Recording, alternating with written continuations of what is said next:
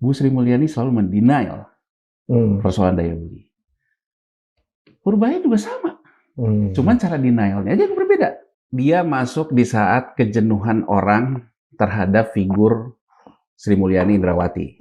Tapi kan kalau kita juga mau fair, Sri Mulyani juga dulu ketika awal muncul kayak gitu juga. Kayak gini juga. Orang selalu menganggap bahwa dia adalah Dewi Penyelamat penggebrak Indonesia. lah ya.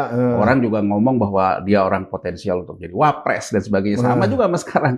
Jadi kalau menurut saya kita harus melihatnya secara clear gitu ya, bahwa ini memang personal branding yang digarap. Belum tentu bahwa itu yang dibutuhkan oleh negara ini saat ini. Dia bisa membangkitkan trust nggak? Dia akan bisa membangkitkan trust kalau memang ekonomi sendiri kemudian memang terjadi pemulihan, Bang Kopi. Ya, jadi kalau ekonomi sendiri tidak terjadi pemulihan, maka lambat laun dia akan mengalami apa yang dialami juga oleh Sri Mulyani. Orang lama-lama capek juga. Sama juga dengan orang melihat Erick Thohir misalnya, yang awal-awal wah udah PSSI udah segala macam. Sekarang kan senjakala buat Erick Thohir. Apa bedanya posisi saya analis pengamat dengan dia? Saya bisa serang banyak orang. Tapi kan Anda pejabat pemerintah. Begitu Anda ngomong, harus ada dong implementasi dalam kenyataannya. Artinya kalau Anda yakin 200 itu akan mampu menstimulasi perekonomian, ya kita akan lihat ke depannya. Soal kilang, bahwa dia bilang, kita nggak bangun kilang, nggak bangun segala macam. Sekarang pertanyaannya, apakah dia sebagai Menkyu akan mendorong lewat Danantara? Apakah dia bisa ngomong kepada Kepala BPI Danantara untuk memberikan belanja modal untuk membuat kilang? Yang kita nilai kan di situ, Bang Pong. Kalau cuma ngomong bahwa oh ini masa lalu nyalah-nyalahin orang, siapa juga bisa nyalah-nyalahin orang, Bang Pong. Pemerintahan ini harus memastikan di 2025, 2026, 2027 tidak ada cerita pemerintah kita gagal bayar bunga hutang, bayar pokok hutang. Itu penting sekali ya. Menkyu Purbaya mengatakan kita tidak pernah default. Iya, tapi kita tidak pernah mengalami posisi hutang jatuh temponya sebesar 3 tahun berturut-turut ini. Kita juga tidak pernah mengalami posisi penerimaan negaranya turun dalam 3 tahun terakhir ini. Realitanya kayak gitu ya? Itu realitanya. Jadi kalau kita selamat betul sampai 2027, baru kita bisa mengatakan bahwa Anda nggak hanya omon-omon.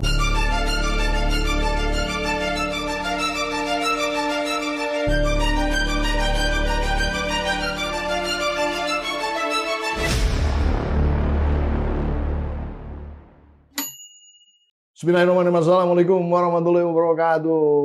Sobat Forum yang luar biasa, kembali bersama saya Bung Hidayatullah di acara kesayangan kita PhD 4K. Podcast hanya di sini kritis, kreatif, konsisten dan kocak luar biasa.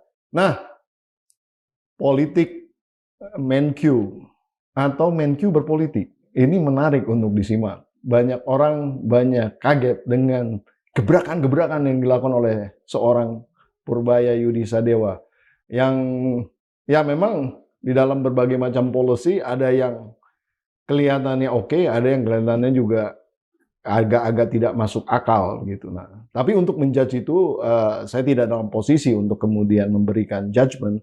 Oleh karena itu kita ada sahabat saya yang pengamat ekonomi yang sangat ulung, yaitu Bung Yanuar Rizky. Apa kabar? Baik, Bang Pompi. Alhamdulillah. Ya. Gimana sih Menkyu kita? Tapi saya seneng banget. Kayak hutangnya, kereta api cepat, bus gitu ya. Jangan pakai APBN gitu dan lain-lain. Nah, sebenarnya bisa dinego dan kemudian juga bisa di restructure. Ala-ala korporasi biasa aja. Jangan di bail out melulu dong. Nanti nggak survive itu barang gitu. Nah, gimana menurut Bung Yanuar? Tapi dalam konteks yang lain juga kita juga bingung ya. Misalnya kayak menaikkan suku bunga dolar gitu ya, yang walaupun di dalam negeri gitu ya, itu juga agak-agak sedikit mengagetkan kita gitu ya langkah-langkah yang diambilnya. Dan bahkan ada statement IMF itu juga ya tidak sepintar kita lah, atau dalam katanya lebih bodoh dari kita gitu kan. Dan juga banyak statement juga yang ketidaksukaan kepada asing lah gitu ya. Nampaknya seperti itu. Padahal kita juga butuh asing. Nah, sebenarnya menurut Bung Yanuar ini style ataupun gaya yang seperti ini kondusif nggak bagi ekonomi di Indonesia? Silakan. Ya, pertama gini ya, kalau kita lihat intinya apa yang dilakukan ini adalah persepsi yang melit polisi. Jadi persepsi yang melit kebijakan, bukan kebijakan yang melit persepsi. Persepsi. Oh. Jadi, tapi kan polisi kan kebijakan, bukan? Ya, kan ada orang yang tipenya adalah dia buat kebijakan dulu. Kebijakannya itu kemudian baru dia kembangkan persepsinya agar sesuai yang dia mau. Oh. Jadi kalau ini memang gaya-gaya orang-orang di capital market. Gitu ya, gaya-gaya orang di capital market tuh ngomong dulu, baru nanti lihat kejadiannya seperti apa. Iya. Nah, pola seperti ini. Tapi itu kan bagus sebenarnya, bukan? Ya. Jadi ahead of the curve itu kan? Ya, akan bagus kalau memang posisinya sebagai market maker. Oh, oke. Nah, sekarang kan kita harus lihat in detailnya gimana. Kalau kita bicara di medsos, bicara netizen, tentu isu-isu yang dibawa ini, isu-isu yang memang masuk ke dalam alam pikiran banyak orang. Kan gini Bang Pompi, kalau dilihat ya, dia masuk di saat kejenuhan orang terhadap figur Sri Mulyani Indrawati. Ya kan? Yang konservatif sekali lah ya. Ya, kejenuhan. Tapi kan kalau kita juga mau fair, Sri Mulyani juga dulu ketika awal muncul kayak gitu juga. Kayak gini juga. Orang selalu menganggap bahwa dia adalah Dewi Penyelamat penggebrak lah ya. Orang juga ngomong bahwa dia orang potensial untuk jadi wapres dan sebagainya. Sama juga sama sekarang. Jadi kalau menurut saya kita harus melihatnya secara clear gitu ya, bahwa ini memang personal branding yang digarap. Belum tentu bahwa itu yang dibutuhkan oleh negara ini saat ini. Gini loh Bang Pompi ya. Sekarang bagaimana bisa memilah antara bahwa ini personal branding dengan istilahnya tadi working ahead the curve tadi? Ya, gitu. Sekarang pertama gini ya. Sekarang kita lihat dulu. Apakah ketika kita mentransmisikan persepsi di medsos, orang di medsos ini akan menggerakkan ekonomi? Pertanyaannya ya, bisa ya, bisa tidak. Betul. Kalau yang di medsos itu adalah pelaku ekonomi dan dia kemudian mengikuti apa yang dikatakan oleh Menteri Keuangan, maka apa yang dia lakukan menggiring orang pelaku ekonomi bergerak ke arah yang dia mau. Saya ambil contoh, orang yang dianggap sukses memainkan kebijakan melalui fine tuning persepsi, itu namanya Alan Greenspan. Makanya Alan Greenspan itu menjadi gubernur The Fed terlama dalam sejarah Amerika Serikat. Alan Greenspan selalu memainkan persepsi. Tapi persoalannya dia market maker di dunia ini. Ya kan? Jadi artinya kalau kita lihat misalnya kembali ke teori yang diambil oleh Purbaya juga tentang uang beredar. Kalau kita ngomong US currency circulation dari The Fed, itu kan udah boleh dibilang, apalagi zaman Alan Greenspan ya, itu udah boleh dibilang hampir 75% dari uang beredar berasal dari currency circulation yang dialirkan oleh The Fed. Gitu ya. Jadi artinya ketika dia ngomong persepsi, orang akan cenderung ikut follow apa yang dia katakan. Betul. Ya kan? Nah, sekarang persoalannya ketika misalnya Purbaya mengatakan, ya, saya tidak suka IMF. Orang hore-hore semua di netizen. Saya juga senang sih. Senang. Tapi persoalannya kita melakukan tindakan ekonomi nggak setelah itu? Atau sekedar cuman tindakan medsos, memviralkan keadaan. Menjadi rame, brandingnya jadi naik.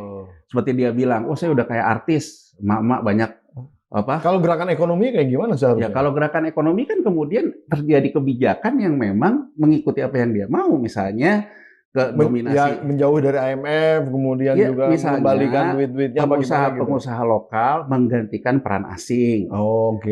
Kalau sekarang pengusaha lokal yang dalam perekonomian lihat dia ngomong kayak gitu, sementara dia sendiri juga banyak posisi sama asing, dia melakukan tindakan nggak?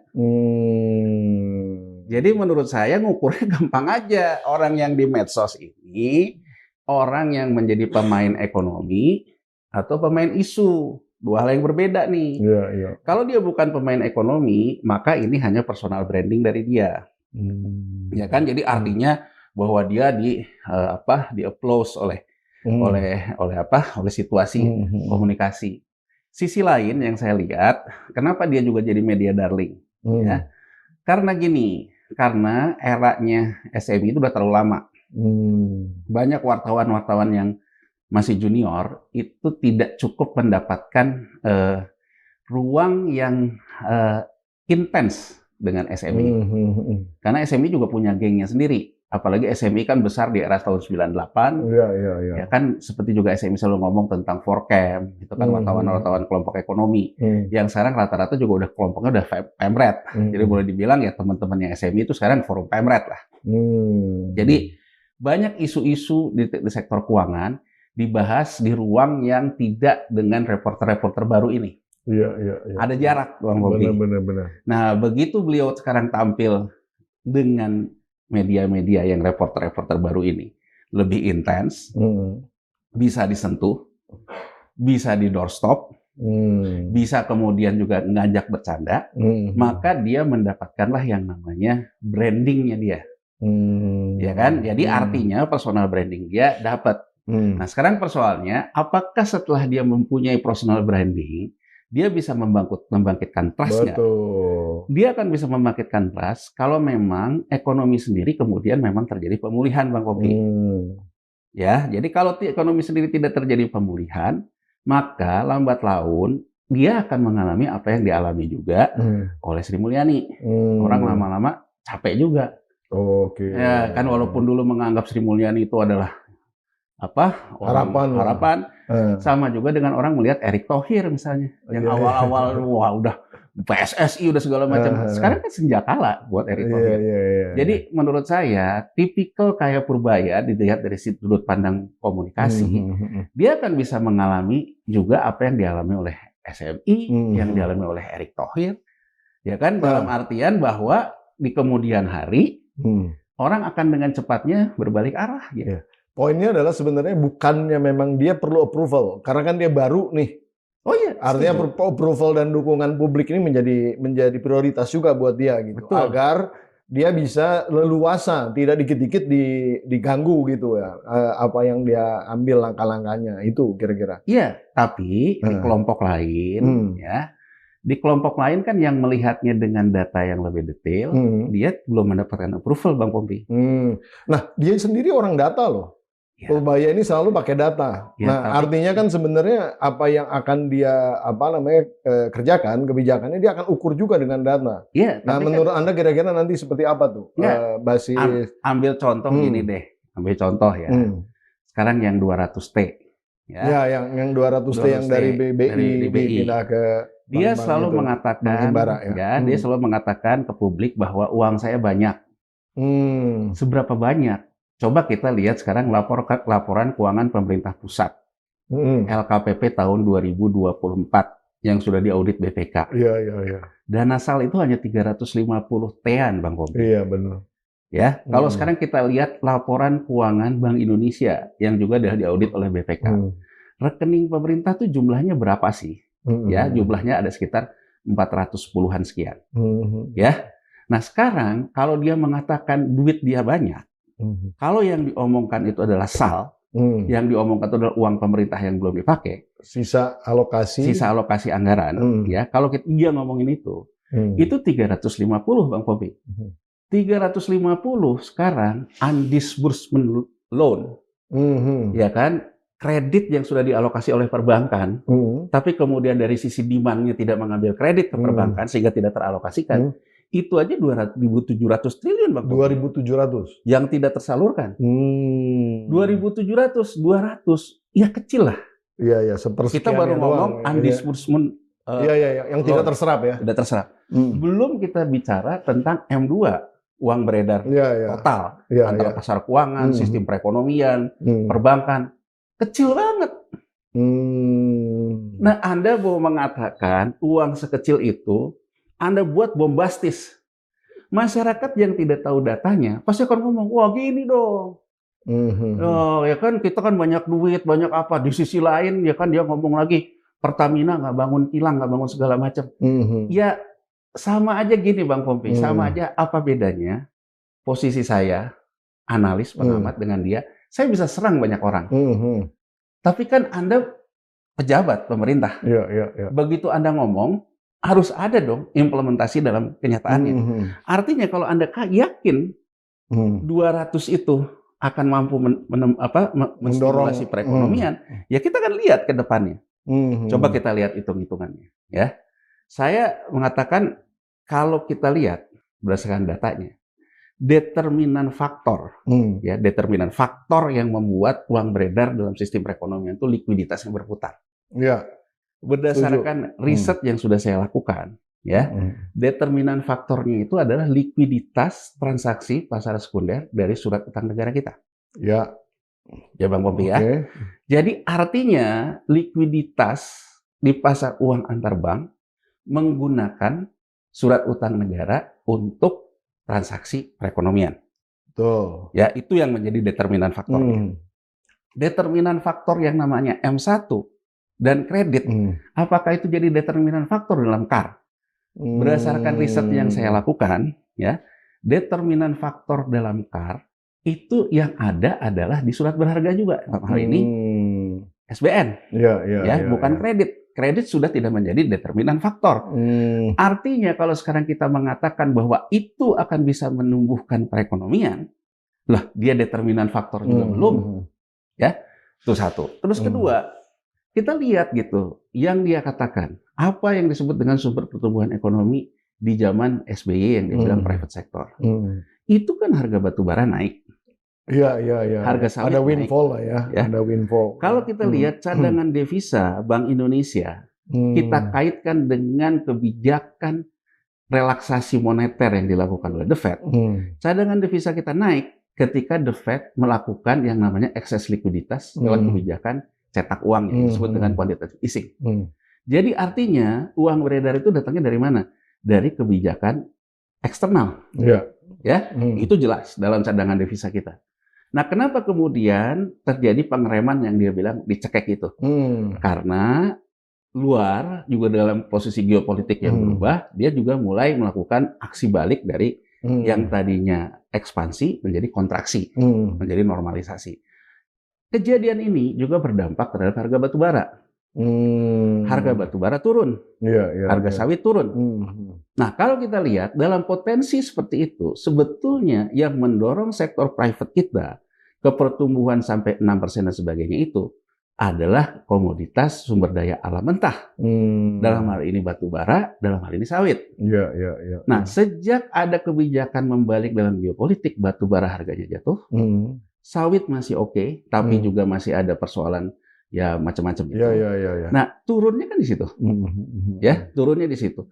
Nah, jadi kalau kita sekarang mau mengatakan kalau dia bisa menghembuskan dari 200 masuk ke kredit, dia bilang kemudian akan jadi pertumbuhan ekonomi meningkat, ya menurut saya hitung-hitungannya berarti transmisinya kalau dia dari kredit, kredit akan menyalurkan ke sektoril, sektoril akan menciptakan lapangan kerja, lapangan kerja akan meningkatkan konsumsi, itu kan trickle down efeknya yang akan panjang sekali. Nah, ke sektor apa? Sementara sektor yang menjadi determinan kita selama ini batu bara. Oke lah ngomongnya tentang hilirisasi. Oke, hilirisasi ke apa? Ya kan, apakah cukup di 200? Apa juga nanti ada Patriot Bond dan sebagainya. Nah, jadi Bang Pompi, ketika kita melihat data, kita kan harus melihat the evil in detail. Ya kan, kita harus lihat the devil in detail. Jadi artinya detail-detailnya kan harus kita lihat nih. Detail-detailnya itu seperti apa. Nah, dalam posisi kayak gini, dengan ICOR kita yang tinggi 6,7%, transmisi melalui trickle down effect lewat kredit dan sebagainya, lah ICOR-nya udah tinggi 6,7. Kebocorannya akan banyak. How come?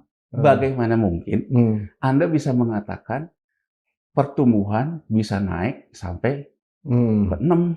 Nah, ini menurut saya bombastis. Tapi karena masyarakat kita lagi rindu orang yang pokoknya ngomong duluan, jadi gini loh. Jangan-jangan malah itu akan bisa membantu itu. Dengan memberikan image yang positif itu. Iya, tapi persoalannya siapa yang akan follow dia punya ini ya. Karena pemain ekonominya kan gede-gede. Bang Pompi, gampangnya ini akan jadi positif begitu masuk ke bank. Semua orang ikut gitu. Orang percaya bahwa ekonomi akan ekspansi, asing akan masuk, foreign direct investment karena menganggap sekarang kalau kita ngomong foreign direct investment, semua sekarang lagi buang ke emas. Nggak ada investasi. Ya kan? Terus kemudian, tapi apakah benar selama ini yang 200 triliun itu katanya di BI itu nggak dapat bunga apa-apa. Nah, kemudian ketika dipindahkan ke ini paling tidak pemerintah dapat bunga dari Bank Himbara gitu. Nah, itu gimana itu sebenarnya? Apakah statement itu benar? Ya memang benar kayak gitu ya. Tidak ada bunganya. Tapi saya juga ingin mengatakan sesuatu yang mungkin masyarakat perlu tahu. Kita itu punya surat berharga negara itu ada 2. Iya. Surat utang negara. Surat utang negara itu membiayai defisit APBN. Ya. Jadi penerimaannya berapa, belanjanya berapa, defisit diterbitkanlah yang namanya surat utang negara. Ada yang tenornya dia 5 tahun, 10 tahun, 30 tahun. Ya. Tapi pemerintah itu penerimaan. Kemudian belanja. Ini kan yang namanya indikatornya. Ya. Dia berjalan. Okay? Bulan Maret penerimaannya misalnya baru 200. Belanjanya 300. Udah defisit, utang belum diambil, ya. Tapi nanti pemerintah akan dapat penerimaan negara kan gini misalnya penerimaan negara itu ada delay. Jadi saya ambil contoh gini, yang gampangnya gini deh. Ya, yang gampangnya yang kemarin diributin subsidi di DPR. BUMN yang menjalankan PSO, dia nanggung dulu bebannya, baru nagih ke pemerintah. Ya, itu pun kan bukannya prakteknya seperti itu sekarang ini. Iya, memang begitu. Saya ingin menggambarkan cash flow problem dulu nih, pelan-pelan, biar kita paham dulu antara cash flow dengan persoalan yang lain nih, gitu ya, agar kita tahu instrumennya apa sebetulnya di negara ini. Berarti kan PSO itu Pertamina sama PLN lah, nggak? Saya ambil contoh nih, ya, Pertamina, PLN dan Pupuk, itu dapat PSO. PSO ya. PSO dia tanggung dulu, diaudit oleh BPK. Nanggungnya gimana itu? Ya pakai kasnya dia lah. Oh, ngambil dari internal lah ya. Internal. Pinjem juga bisa. Pinjem ke bank dan sebagainya. Iya. Ya kan dari internal dia, kasnya dia, ya. Dia tagih ke kas negara. Ada audit BPK. Kas negara verifikasi lagi. Dia akan terima 40 hari. 40 hari kerja. 40 hari kerja. Ya 30-40 hari. Manajemen BUMN bilang ke Bank Himbara misalnya, saya akan dapat duit dari tagihan pemerintah 40 hari ke depan. Boleh nggak pinjam? Boleh. Namanya pinjaman modal kerja. Yang sifatnya jangka pendek aja. Iya. Bukan kredit investasi. Bank kasih pinjam. Jaminannya apa? Jaminannya karena saya akan dapat tagihan dari pemerintah. Oh, ini jadi persoalan bolak-balik. Ini saya ingin menggambarkan, ini yang disebut dengan persoalan cash flow. Dalam anggaran saya terima uang dari pemerintah, tapi kan saya untuk nagihnya butuh proses. Ada verifikasi BPK, verifikasi negara. Selama dalam proses itu, cash flow problem saya atasi dengan apa? Dengan pinjam kredit modal kerja ke bank. Ya kan? Betul. Nah, ada bunganya, ada segala macam. Makanya kan semakin pemerintah lama bayarnya, itu yang dikeluhkan kemarin, maka biaya cost of money akan naik. Sekarang kita gambarkan nih pemerintah nih, Bang Pompi. Ya. Bang Pompi, pemerintah bayar gaji guru, bayar gaji presiden, bayar gaji segala macam. Gaji kan harus tepat waktu. Tanggal 1 dibayar. Kalau nggak bisa demo. Tapi yang namanya penerimaan negara mungkin butuh dulu verifikasi, butuh segala macam, belum masih ada mismatch. Maka negara akan membutuhkan juga. Tapi yang 40 hari kerja itu dibayarin nggak? Kalau 40 hari kan sebenarnya relatif pendek juga, sebenarnya nggak ada masalah. Ada yang dibayar, ada yang belum. Tapi poin saya adalah menggambarkan bahwa pemerintah pun mengalami masalah yang sama. Ya kan? Dia perlu belanja di saat penerimaannya belum terkolek. Iya. Oh, persoalannya di situ juga. Iya. Persoalan yang sama terjadi di pemerintah nih, yang gedenya. Apa yang dilakukan oleh pemerintah? Pemerintah mengeluarkanlah, kan pemerintah kan nggak bisa pinjam duit ke bank, Bang Budi. Oh iyalah. Modal kerja. Dia menerbitkanlah yang namanya surat berharga negara yang disebut dengan SPN. Ini yang relatif orang belum pada bahas nih.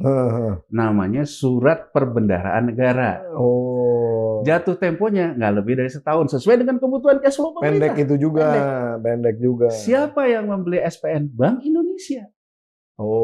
Bank Indonesia membeli SPN pakai kupon nggak? Enggak, nol. Jadi sebetulnya nol dia. Bank Indonesia tidak memberikan bunga terhadap uang pemerintah yang ditaruh, tapi Bank Indonesia juga mengatasi cash flow pemerintah tidak menagih bunga. Iya.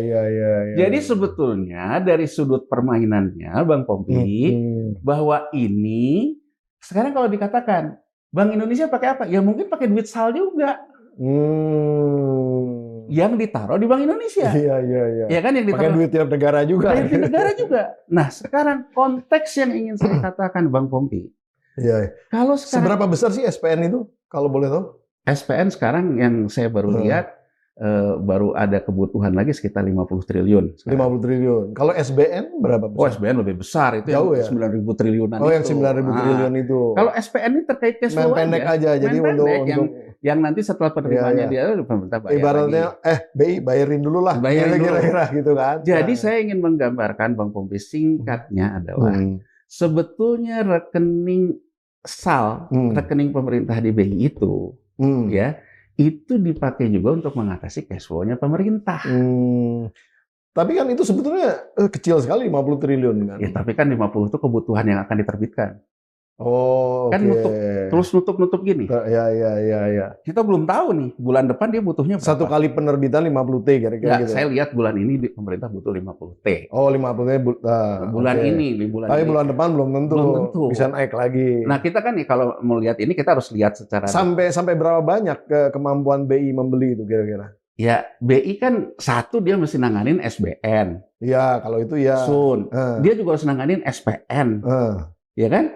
Ya duit kan ada batasnya Bang Pompi. Iya, tergantung income-nya maksudnya. Iya, saya hanya ingin mengatakan begitu sekarang 200-nya ditarik nih, dipindahkan ke Bank Himbara. Berarti BI ya tinggal punya sisa uang pemerintah yang ada di dia sekitar 150 kan? Iya, betul. Dipakai untuk muter SPN, surat perbendaharaan negara. Kalau SPN yang melebihi 150 gimana coba? Ya, berarti harus nggak tahu sumbernya dari mana lagi. SPN bisa dijual keluar nggak?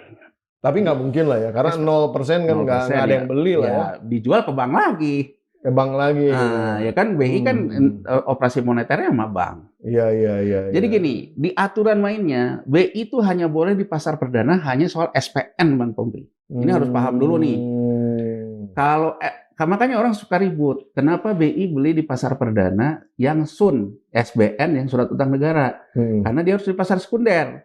Karena itu operasi moneter, yang beli di pasar perdananya perbankan. Iya. Yang BI boleh di pasar perdana itu hanya SPN. SPN, surat perbendaharaan negara. Itu dia di pasar perdana.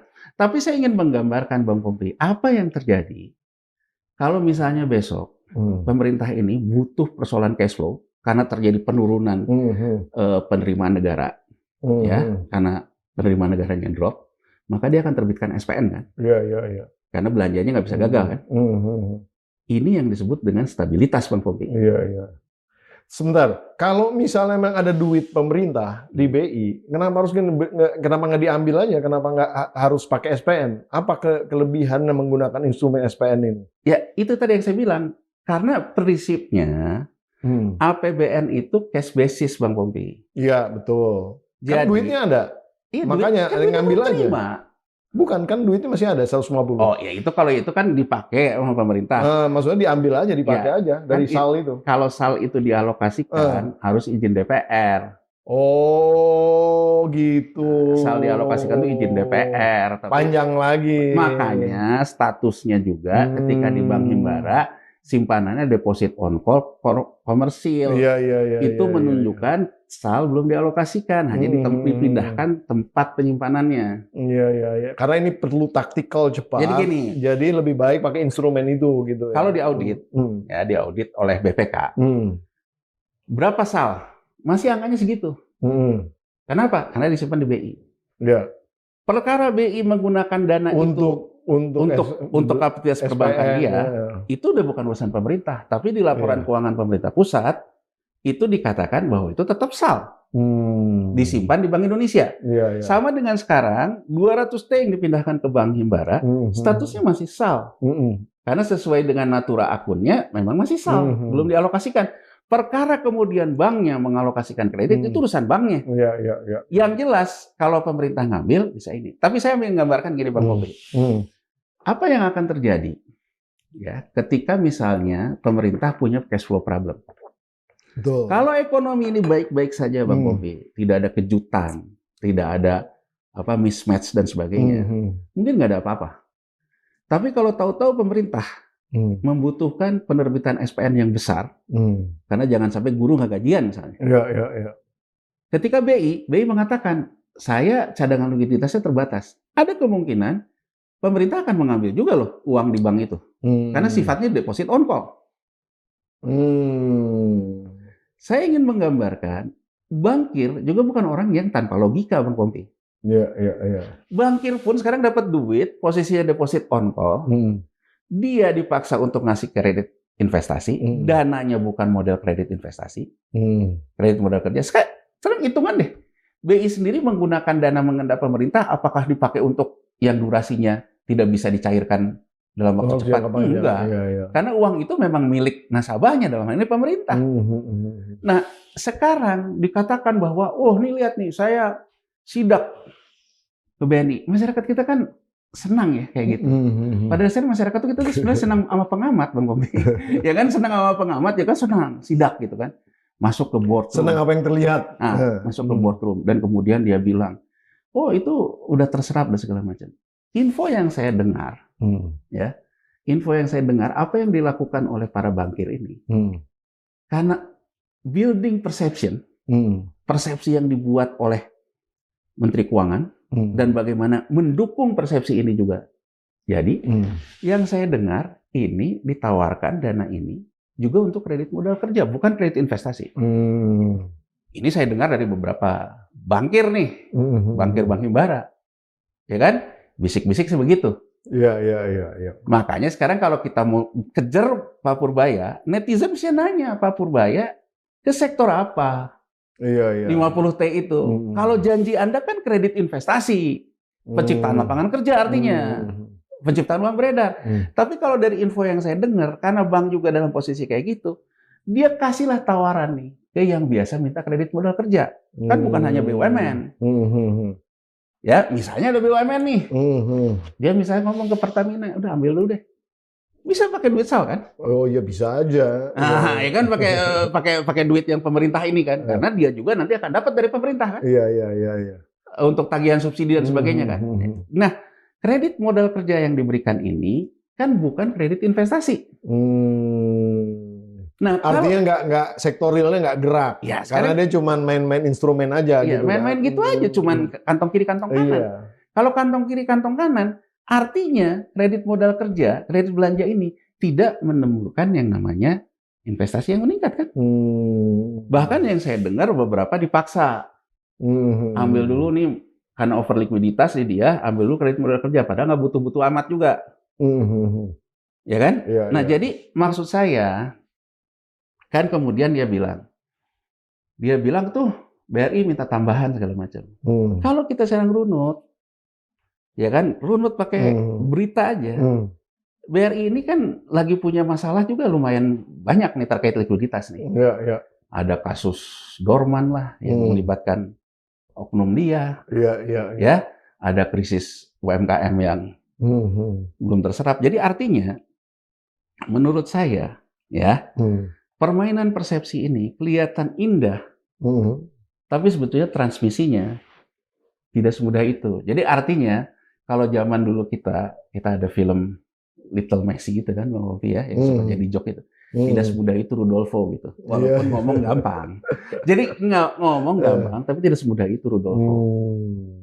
Makanya kan kalau menurut saya, itu baru kita ngomong tentang yang 200T. Sekarang soal kilang. Ya, soal kilang. Bahwa dia bilang, kita nggak bangun kilang, nggak bangun segala macam. Ini kan persoalan lama yang tidak dibenahi, ada di persoalan saat ini. Iya. Persoalan saat ini, kita mengatasi perekonomian saat ini aja.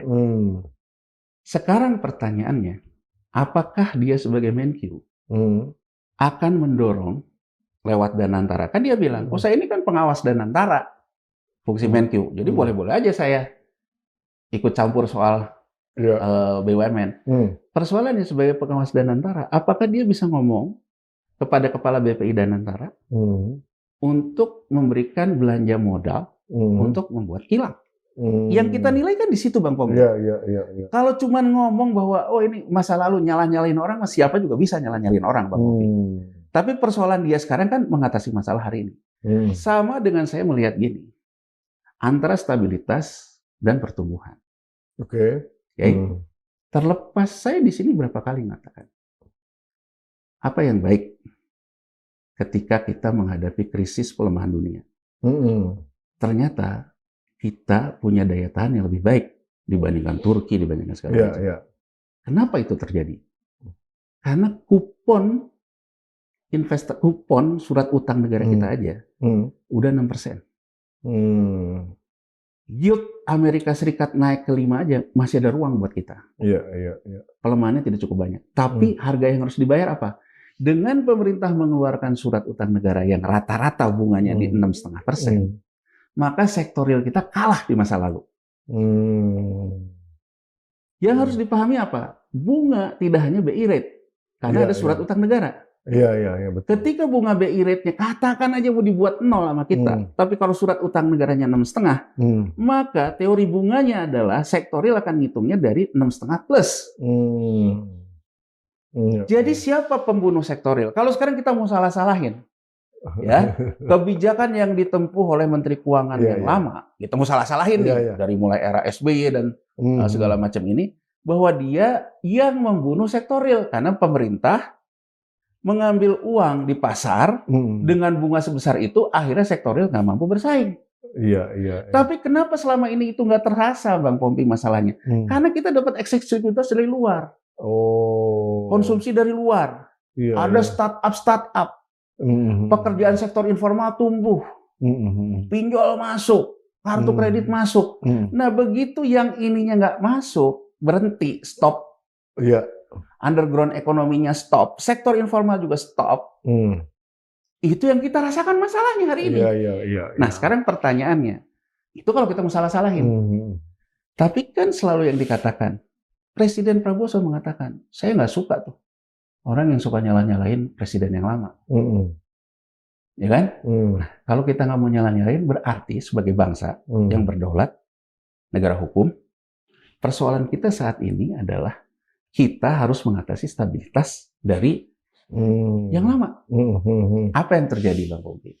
Sejak 2023, ya, Bank Indonesia itu menggantikan peran asing yang melepas surat utang negara kita, diambil terus oleh BI. Makanya posisinya berubah, Bank Indonesia yang naik. Iya. Di sisi lain, Bank Indonesia juga menyadari bahwa perbankan butuh likuiditas. Maka diserap juga yang dari perbankan. Di saat yang sama, Bank Indonesia mengeluarkan SRBI. Saya ambil contoh. Di neraca moneter Bank Indonesia, di sisi asetnya, itu ada surat utang negara pemerintah, SUN. Kalau SPN cenderung nggak muncul karena setahunan. Tapi kalau SUN ada. Ya. Nah, surat utang negara ini dibeli oleh BI ke perbankan karena untuk operasi moneter. Betul. Bank punya uang. Bank punya uang, kemudian BI di sisi liability-nya menerbitkanlah SRBI, Sekuritas Rupiah Bank Indonesia, SVBI, Sekuritas Falas Bank Indonesia. Dia terbitkan ini, diambil lagi oleh bank. Jadi gini loh Bang Pompi, bank jual SBN-nya, SUN-nya ke Bank Indonesia, Bank Indonesia ambil, bank dapat uang bank ini ditukar sama BI menciptakan hutang namanya SRBI. Saya ingin kita ngomong tadi full bayar main data. Oke, sekarang kita buka datanya. Sejak 2023 ini yang terjadi. Iya. Bahwa BI itu mengakumulasi SBN di sisi aset, BI juga menerbitkan SRBI. Kekuatan BI di dalam konteks ini berapa besar sih sebenarnya? Nah, apa yang terjadi Bang Pompi? Terlepas kita mengatakan bahwa ekonomi kalau gitu nggak ke sektorial, betul. Tapi dari sisi stabilitas, yang namanya harga SUN, harga SBN, dengan proses seperti ini dicekek oleh BI. Karena barangnya di hold sama BI. Setiap ada yang jual dia hold gitu. Sementara kan SRBI di sisi lain kan. Artinya apa dampaknya? Yang namanya insolvency rate. Insolvency rate itu berlaku di mana? Di BPJS, betul. Di asuransi, di dana pensiun. Yang panjang-panjang. Yang panjang-panjang. Ya. Dengan harga surat utang negara yang stabil, maka insolvency rate-nya juga stabil. Dengan harga surat utang negara yang stabil, maka KAR perbankan pun stabil. Karena determinan faktornya dari surat berharga negara. Jadi saya ingin mengatakan, dari kacamata stabilitas, BI pro stabilitas itu ini. Bahwa dia menjaga stabilitas sistem keuangan tidak hancur karena penurunan nilai aset. Iya, iya, iya. Ya Bang Popi ya. Nah, sekarang kita ingin mengatakan, udahlah, ini dicekek-cekek gini nggak ada gunanya. Uang ini untuk pro growth, stabilitas diabaikan. Pertanyaannya, ini kan counter cyclical. Yang kita pernah bahas kemarin. Ya, pernah bahas. Artinya, kita ngomong 200 dulu deh. Artinya BI dari sudut dana kelolaan udah berkurang 200 sekarang Bang Popi. Betul. Ya kan? Sementara dia ditanggungi beban untuk ngambil SPN, stabilisasi SBN. Kan ini ada batasnya nih. Iya, iya. BI sendiri. Ya kan? Nah, ketika BI ada batasnya di sini, dia akan bisa mengaktifkan yang namanya SDR IMF, pinjam ke IMF kan? Di sisi lain mengatakan, oh saya nggak peduli sama IMF. Tapi kalau kita lihat posturnya, ahead the curve, ada kemungkinan nggak kita ngambil SDR IMF? Ada. Kira-kira berapa lama itu? Nah, ini kan. Kalau dihitung-hitung lah pakai banyak ekonom yang mengatakan akhir tahun ini kita akan mengalami tekanan fiskal. Ada yang mengatakan Juni. Iya, ada yang Juni tahun depan. Ada yang mengatakan kita akan kena di kuartal berikutnya. Saya ingin memberikan gambaran gini. Terakhir, kemarin Pak Purbaya ditanya. Saya nggak takut sama hutang. GDP, debt to GDP ratio kita tuh rendah. Ini omongan yang sama sama Sri Mulyani. Kenapa ketika Sri Mulyani kita kecam? Kenapa ketika Purbaya kita tidak kecam? Ini kan ketidakkonsistenan kita juga, Bang Pompi. Ya kan? Itu kan sama. Sri Mulyani juga mengatakan demikian. Nah, saya hanya ingin mengatakan, Pak Menkyu, tahun 1978, Meksiko, debt to GDP ratio-nya 31%, Bang Popi. Iya. Kita sekarang hampir 40, 35-40-an. Tapi di tahun 78, di akhir tahun, Meksiko gagal bayar bunga utang. Apa yang terjadi? Ini yang disebut dengan debt service ratio. Iya. Yang terjadi, APBN-nya pemerintah Meksiko, penerimaan negaranya drop, sementara di belanjanya harus bayar bunga, dia nggak bisa bayar. Nerbitin SPN pun nggak bisa kali ya. Gampangnya gitu loh. Ya kan, jadi nggak ada yang bisa nanggung gitu. Dia akhirnya gagal bayar bunga. Menurut saya, ya kan, dengan sekarang secara organik, kita tidak bisa menghindari satu statement. Dia mengatakan, kemarin pertumbuhan ekonomi kita juga 5. Orang mengatakan, wah kemarin Badan Propaganda Statistik angkanya 20. Satu yang tidak bisa dibohongi adalah PPN, Bang Pompi, penerimaan pajak. BPS beda lah dengan PPN ya, angkanya jauh. Enggak, gini loh, ekonomi tumbuh. Betul. Ya kan? Kan bisa diakibatkan dengan ada belanja yang diakui sekarang. Iya. Tapi yang tidak bisa kita pungkiri, cash flow. Penerimaan negaranya turun loh, PPN-nya turun. Jadi kalau Meksiko tahun 78, dia kena hantam, mendadak harga minyak dunia jatuh, sehingga penerimaan negara dari minyaknya jatuh, sehingga dia tidak bisa bayar bunga, kita itu punya resiko fiskal, PPN yang turun, penerimaan negara yang turun, walaupun dipaksakan dengan PNBP, belum kita bicara dividen BUMN yang udah ditarik oleh Danantara. Penerimaan negara yang turun ini akan punya potensi, ya kan? Kita akan memiliki cash flow problem. Situasinya sekarang antara Meksiko zaman itu dengan kita sekarang ini kira-kira lebih bagus di mana tuh? Saya melihatnya mirip ya. Mirip ya. Miripnya tuh apa? Satu, kita terlena dengan sebutan debt to GDP ratio itu. Angkanya sama. Kita tidak pernah mau mengatakan bahwa ekonomi sedang tidak baik-baik saja. Bu Sri Mulyani selalu mendenial persoalan daya beli. Purbaya juga sama. Cuman cara denialnya aja yang berbeda. Cara ngomongnya yang berbeda.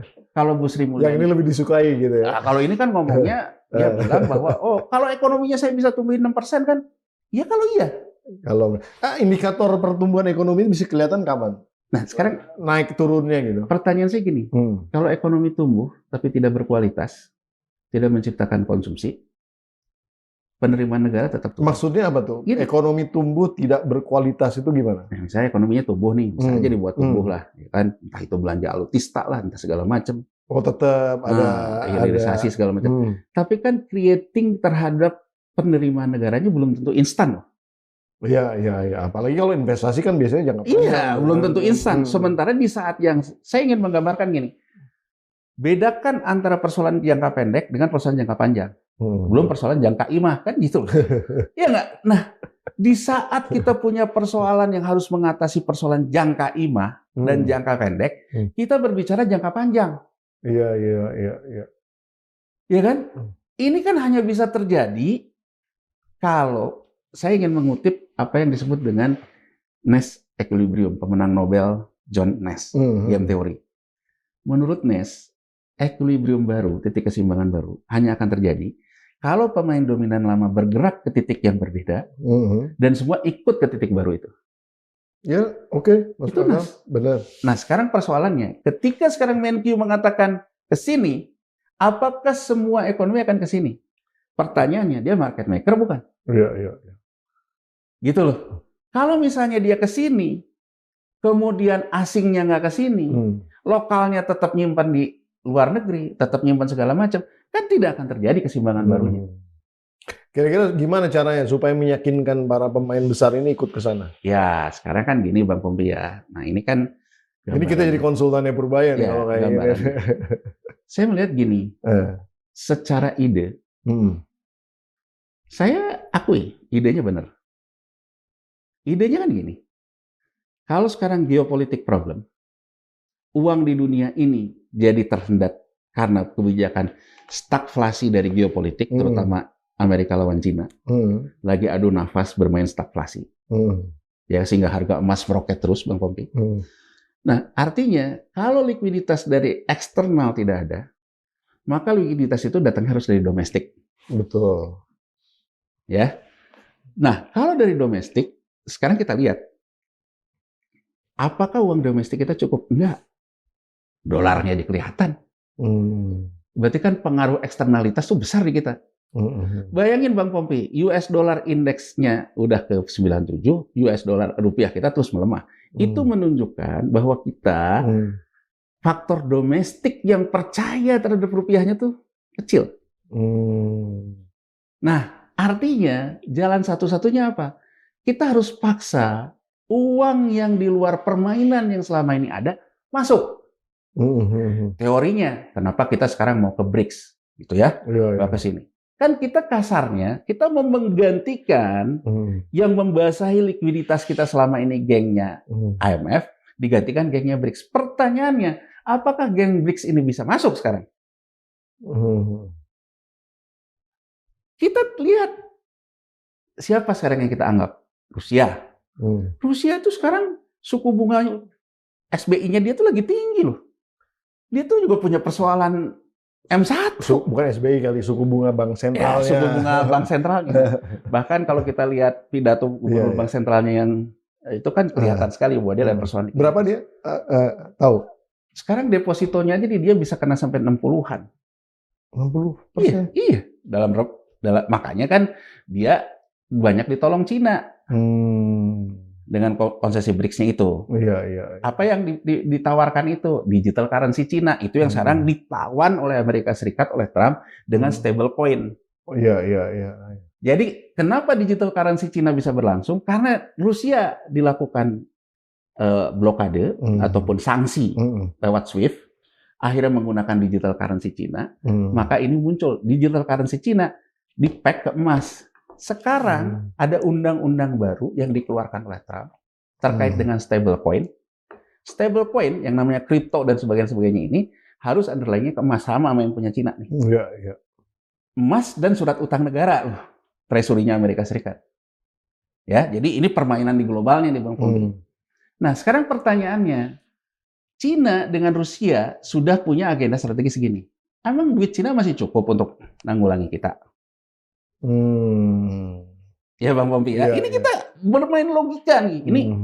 Ini bukan mazhab nih, ini logika aja. Iya. Logika aja bahwa ketika kita mengatakan kita mau mengganti uang yang selama ini dari Jepang, dari Amerika Serikat, Eropa geng IMF di geng sama ini. Geng sini sebetulnya over liquidity nggak? Cina sendiri punya problem. Problem mengatasi Cina juga suku bunganya lagi naik loh. Nah, sekarang saya ingin memberikan gambaran yang utuh. Bank Sentral Jepang itu bunganya udah naik. Iya. Bahkan mau kembali ke kebijakan tahun 70. Cina juga bunganya naik. Jadi saya ingin mengatakan, Asia trennya bunganya tinggi loh. Sementara BI rate kita populis rendah kan? Yang di luar emang mau masuk kalau di negara dia aja bunganya tinggi, masuk ke sini. Ya iyalah. Udah ya taruh situ aja deh kan gitu. Ini kan logika aja Bang Pop. Ini bukan soal mazhab, ini soal logika. Ini soal logika. Jadi kalau dalam hitung-hitungan seperti itu tidak semudah itu Rudolfo kan gitu loh, tidak ya kan, tidak semudah itu karena setiap negara lagi punya konteks masalahnya masing-masing kan. Nah, terus muncul ide nih yang juga kita sering bahas. Kalau gitu kita paksa aja. Uang yang bisa kita paksa. Uang yang bisa kita paksa kaitannya ya dengan warga negara kita kan. Yang Jokowi bilang, "Oh, saya nggak usah khawatir. Saya di kantong saya 11.000 triliun uang orang Indonesia di luar negeri." Presiden Prabowo mengatakan bahwa kenapa orang Indonesia kok nyimpen tabungan US dollarnya di Singapura?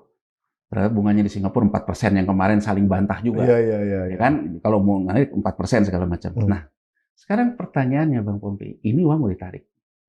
Dulu pakai tax amnesty, gagal, nggak berhasil. Ya kan? Dicoba, Burubaya mengatakan saya akan mencari insentif. Insentifnya apa belum jelas. Ya, nah muncul kan Patriot Bond. Idenya apa? Idenya kan memaksa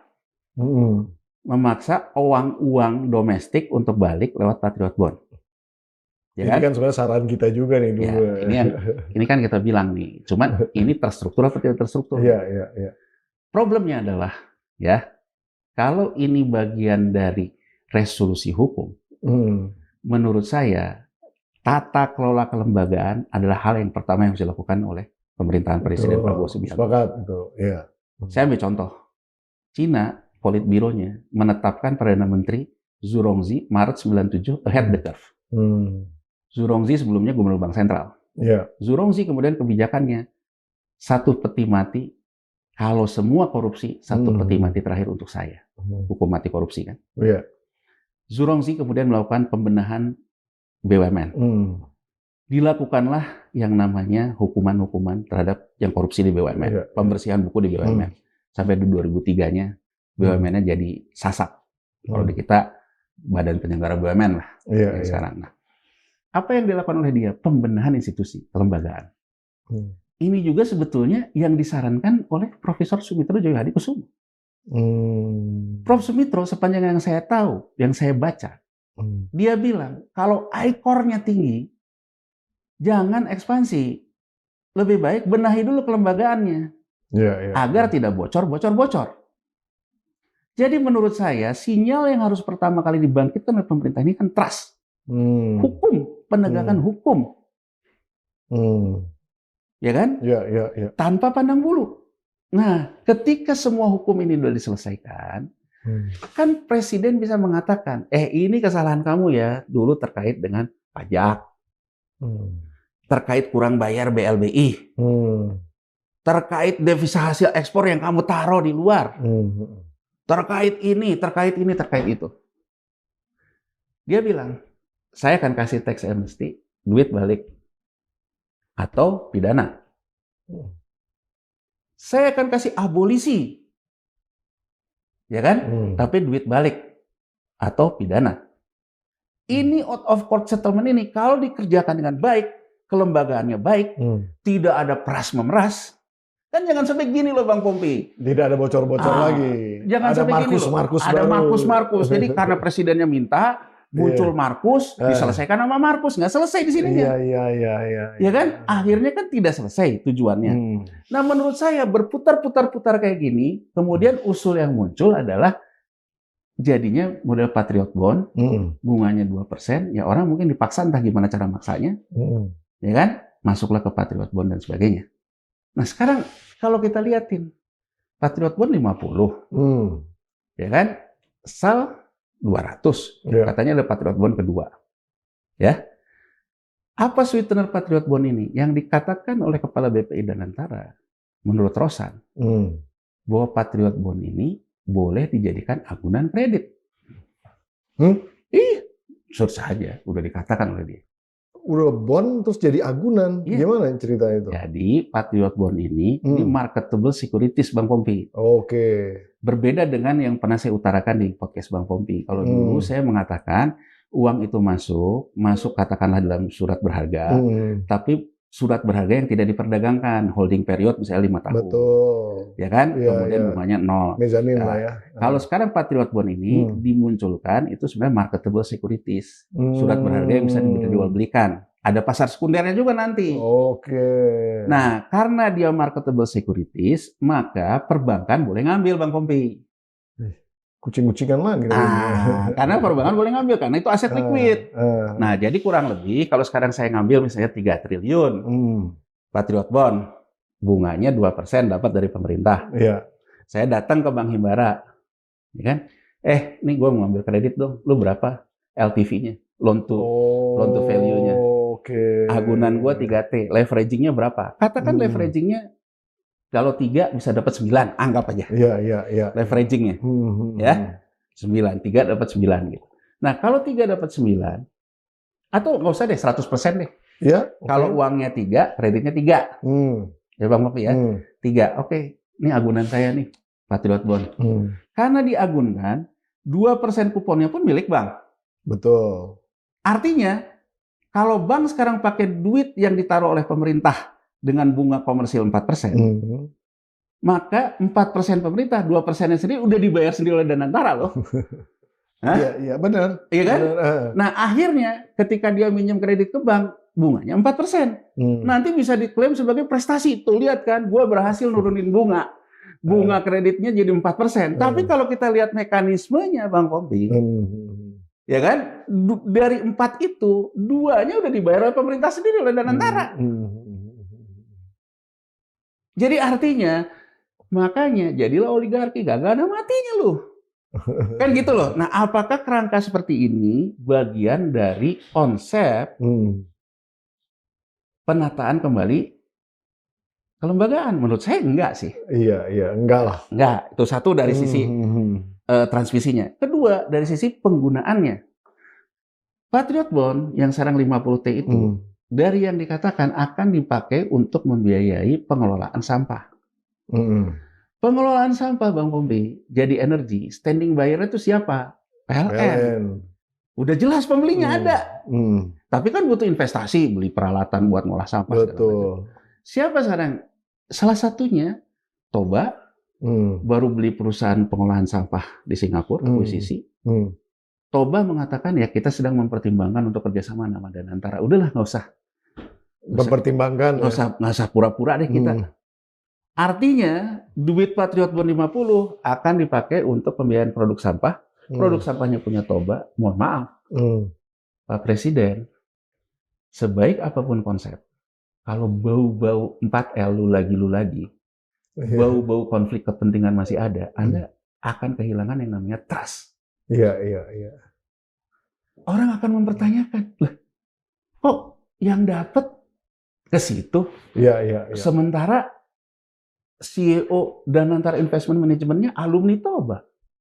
Orang-orang di situ kebanyakan dari Toba. Nah, jadi maksud saya, Bang Pompi, ini yang akan jadi problem ketika kita ngukur apakah inisiatif ini kredibel. Ada beberapa hal yang menurut saya akan memicu konflik. Bisa jadi orang yang ditekan juga udah disuruh masuk Patriot pun dimintain lagi ini, dimintain lagi itu. Lama-lama kesel juga. Pajak digedein. Nah, at the end of the day, menurut saya, yang harus sekarang kita pastikan, mau pro-growth, mau stabilitas, oke, pro-growth counter-cyclical. Tapi menurut saya, pemerintahan ini harus memastikan di 2025, 2026, 2027, tidak ada cerita pemerintah kita gagal bayar bunga hutang, gagal bayar pokok hutang. Itu penting sekali ya. Menkyu Purbaya mengatakan kita tidak pernah default. Iya. Tapi kita tidak pernah mengalami posisi hutang jatuh temponya sebesar 3 tahun berturut-turut ini. Kita juga tidak pernah mengalami posisi penerimaan negaranya turun dalam 3 tahun terakhir ini. Realitanya kayak gitu ya? Itu realitanya. Jadi kalau kita selamat betul sampai 2027, baru kita bisa mengatakan bahwa Anda nggak hanya omon-omon. Iya, berhasil lah ya. Karena di sini juga ada persoalan stabilitas, ada persoalan revolving oleh BI, kontrastabilitasnya, makanya banyak orang ngomong. Di Juni mungkin habis nafas. Mungkin BI-nya yang habis nafas, atau siapanya yang habis nafas. Jadi menurut saya, durasi dari omongan ini, di alam nyatanya, akan dibuktikan sampai akhir tahun 2027, Bang Oki. Oke.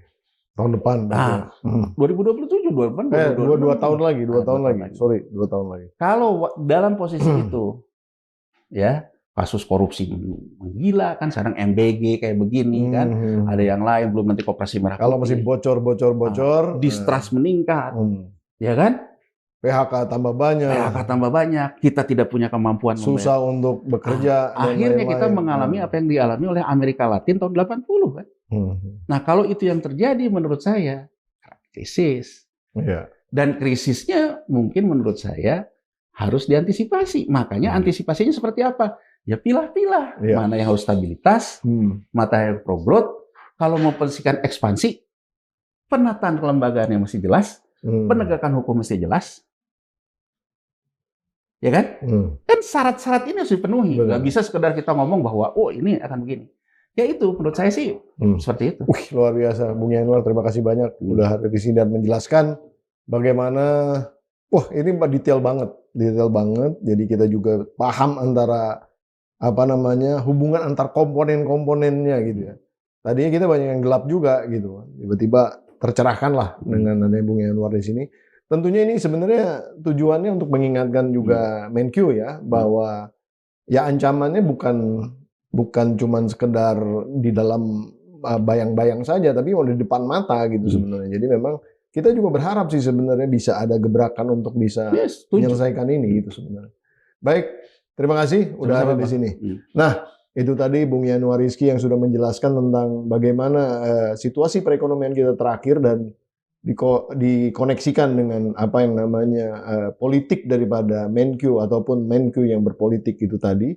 Nah, mudah-mudahan apapun langkah-langkah kebijakan pemerintah ke depan ini, ya intinya tidak ada yang mau kita dalam kondisi krisis ataupun resesi ataupun yang namanya persoalan ekonomi ini harusnya bisa terselesaikan karena kita banyak orang pintar di Indonesia. Nah, salah satunya di sebelah saya ini gitu. Nah, jadi oleh karena itu kita tujuannya hanya untuk mengingatkan ada ancaman, ada sesuatu yang di depan mata yang harus kita selesaikan tentunya, dan ini mudah-mudahan bisa didengar dan bisa menjadi suatu pertimbangan di dalam konteks mengambil kebijakan ekonomi ke depan. Nah, pada akhirnya waktu juga yang membatasi kita, saya Pemuda Hidayatullah undur diri sampai di episode berikutnya dari PhD 4K podcast hanya di sini, kritis, kreatif, konsisten dan kocak. Wassalamualaikum warahmatullahi wabarakatuh. Luar biasa, mantap.